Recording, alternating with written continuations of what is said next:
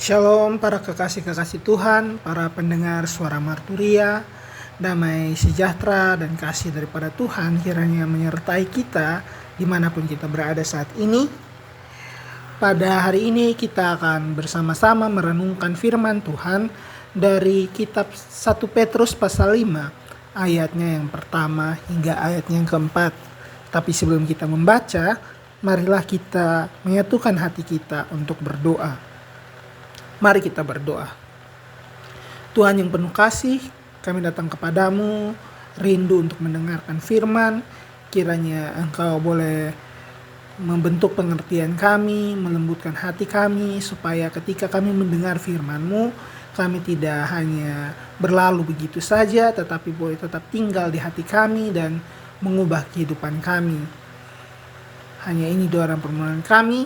Terima kasih Tuhan Yesus. Haleluya. Amin.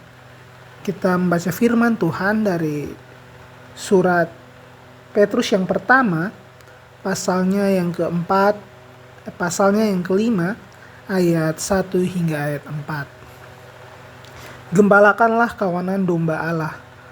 Aku menasihatkan para penatua di antara kamu, aku sebagai teman penatua dan saksi penderitaan Kristus, yang juga akan mendapat bagian dalam kemuliaan yang akan dinyatakan kelak. Gembalakanlah kawanan domba Allah yang ada padamu. Jangan dengan paksa, tetapi dengan sukarela sesuai dengan kehendak Allah. Dan jangan karena mau mencari keuntungan, tetapi dengan pengabdian diri. Janganlah kamu berbuat seolah-olah kamu mau memerintah atas mereka yang dipercayakan kepadamu, tetapi hendaklah kamu menjadi teladan bagi kawanan domba itu. Maka kamu, apabila Gembala Agung datang, kamu akan menerima mahkota kemuliaan yang tidak dapat layu. Demikianlah firman Tuhan. Sahabat pendengar, surat yang ditulis oleh Rasul Petrus menyatakan bahwa kita diwajibkan untuk menggembalakan kawanan domba Allah. Dan ini ditulis oleh sosok yang sebenarnya pernah jatuh. Dia pernah menyangkal Yesus. Jadi ini adalah sebuah suara dari orang yang tahu bagaimana rasanya gagal, tetapi dia dipulihkan. Petrus tidak datang sebagai seorang penguasa, sebagai seorang yang tahu segala sesuatu tentang firman Tuhan, tetapi dia datang sebagai sesama penatua. Dia tidak bilang saya lebih tinggi dari kalian. Tetapi dia berkata, saya juga sama seperti kalian. Saya ada di jalan yang sama. Jadi Petrus menunjukkan kepada kita bahwa kepemimpinan rohani yang sejati lahir dari kerendahan hati, bukan posisi. Kemudian Petrus juga berkata, gembalakanlah kawanan domba Allah. Ini penting karena tanpa sadar terkadang kita memperlakukan jemaat atau orang lain sama seperti milik kita. Entah itu anak-anak kita, entah itu tim dalam pelayanan, seolah-olah kita punya hak penuh atas mereka. Tetapi Petrus mengingatkan bahwa kita hanya dipercayakan, kita tidak memiliki mereka. Dan ketika kita sadar bahwa mereka adalah milik Tuhan, cara kita memperlakukan mereka tentu akan berubah. Kita tidak akan mencoba mengkontrol, tetapi kita akan merawat. Kita tidak akan memaksa mereka, tetapi kita akan menuntun. Masuk ke ayat berikutnya, Petrus juga memberikan 3 hal yang kontras sangat tajam. Yang pertama, bukan dengan paksa, tetapi sukarela. Artinya, pelayanan bukan beban yang dipikul dengan terpaksa, tetapi adalah sebuah respon kasih.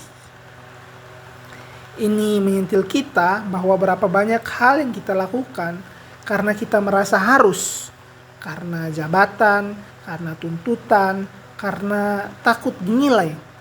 Padahal Tuhan mencari hati yang mau dengan sukarela. Lalu bukan karena mau mencari keuntungan, tetapi dengan pengabdian diri. Jadi ini bukan cuma soal uang, ini juga soal keuntungan lain, yakni pengakuan, pujian, posisi. Petrus sedang membuka motivasi dalam manusia bahwa bisa saja kita melayani Tuhan, tapi diam-diam kita sedang mencari diri sendiri. Dan yang ketiga, jangan memerintah tetapi menjadi teladan. Jika biasanya orang berpikir bahwa pemimpin itu ada di atas dan memberi perintah, tetapi dalam kerajaan Allah, pemimpin itu yang ada di depan dan menjadi contoh. Yesus sendiri memimpin bukan dengan kekuasaan, tetapi dengan salib. Dan disinilah otoritas rohani tidak dibangun dari suara yang keras, suara yang menuntut, tetapi dari kehidupan yang konsisten untuk menjadi teladan. Orang mungkin tidak selalu mendengar kata-kata kita, tapi mereka pasti melihat hidup kita. Petrus kemudian berbicara tentang pengharapan apabila Gembala Agung datang. Artinya semua yang kita lakukan hari ini mungkin tidak terlihat, tidak dihargai, atau bahkan tidak dimengerti. Tetapi ada pribadi yang melihat semuanya, yakni Gembala Agung itu sendiri, yang menjanjikan kita mahkota yang tidak layu. Itu bukanlah pujian semata, bukan juga tepuk tangan dari banyak orang, tapi kemuliaan yang kekal.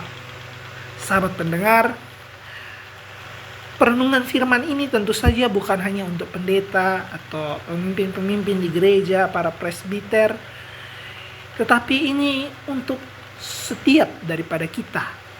Karena kita adalah penggembala dalam lingkup kita masing-masing. Orang tua adalah gembala bagi anak, kakak adalah gembala bagi adik, teman bisa menjadi gembala bagi sesama, dan juga pelayan menjadi gembala dalam komunitas.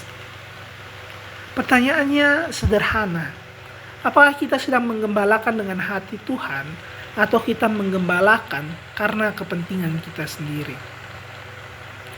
Mari kita berdoa. Tuhan, terima kasih untuk firman yang hari ini boleh menyapa kami, yang juga menegur dan membentuk kami. Ajar kami untuk mau menggembalakan sebagaimana Engkau menggembalakan, dengan penuh kasih, dengan kerendahan hati, dengan ketulusan, dan mau menjadi teladan. Ampuni kami kalau selama ini kami melayani dengan motivasi yang salah atau melakukan hal yang tidak berkenan di hadapan-Mu. Bentuklah hati kami menjadi hati seorang gembala yang mau merawat bukan menguasai, yang mau memberi bukan mencari keuntungan, yang mau menjadi teladan bukan sekedar berkata-kata. Dan ketika Engkau Sang Gembala Agung itu datang, biarlah kami didapati tetap setia. Di dalam nama Tuhan Yesus kami berdoa, amin. Sahabat pendengar Suara Marturia, kiranya firman hari ini menolong kita untuk melihat kembali panggilan, bahwa menjadi pemimpin dalam Tuhan bukan bicara soal posisi, tapi soal hati kita. Jadi tetaplah setia bahkan dalam hal-hal kecil, karena Gembala Agung melihat semuanya. Sampai jumpa dalam perenungan berikutnya. Tuhan memberkati kita semua. Shalom.